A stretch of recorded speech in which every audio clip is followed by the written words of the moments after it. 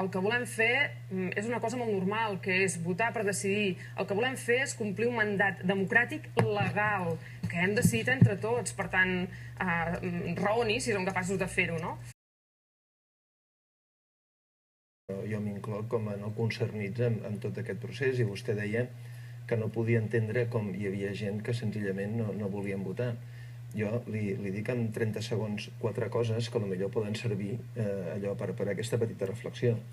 Clar, estem en una situació a la que una part del govern de Catalunya, perquè vostès donen suport al govern de Catalunya, encara que a la vegada siguin líders de l'oposició, fet en si que ja és paradoxal en gran mesura,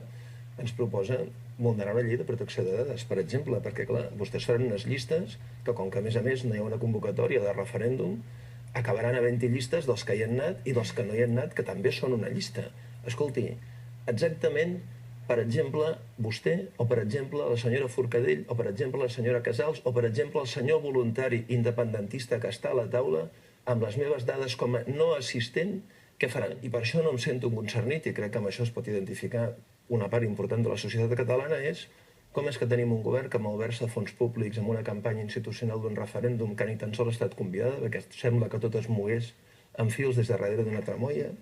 Com és que es prevarica al prendre decisions que se sap que són injustes perquè estan fora de la llei? A vostè la llei li agradarà o no, però estan fora de la llei. Com pot ser que hi hagi un govern, i vostès que el suporten, que facin coaccions a mitjans de comunicació privats per emetre campanyes institucionals o a directors de centres? Com pot vostè dir que no pot entendre que hi ha una part de la societat que no està concernida, com per exemple El País deia aquesta setmana que tan sols un 25% de la societat catalana recolza la seva proposta de la independència, o tan sols un 38% dels catalans voldrien eleccions plebiscitàries contra un 53% que voldrien eleccions autonòmiques normals?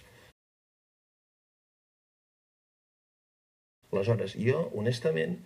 crec que més que dir que tot és culpa dels espanyols, que pensi vostè que inclús vostè és espanyola, perquè a fi de comptes com a catalana és espanyola, potser ens hauríem de pensar què ha passat, que s'han tancat vostès en una closca i no veuen que el problema no és en Madrid, sinó que és entre catalans i entre una part de la societat catalana que vol imposar a l'altra la seva visió unilateral de la situació.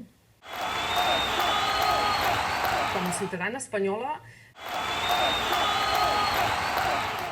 i com a ciutadana espanyola vull formar...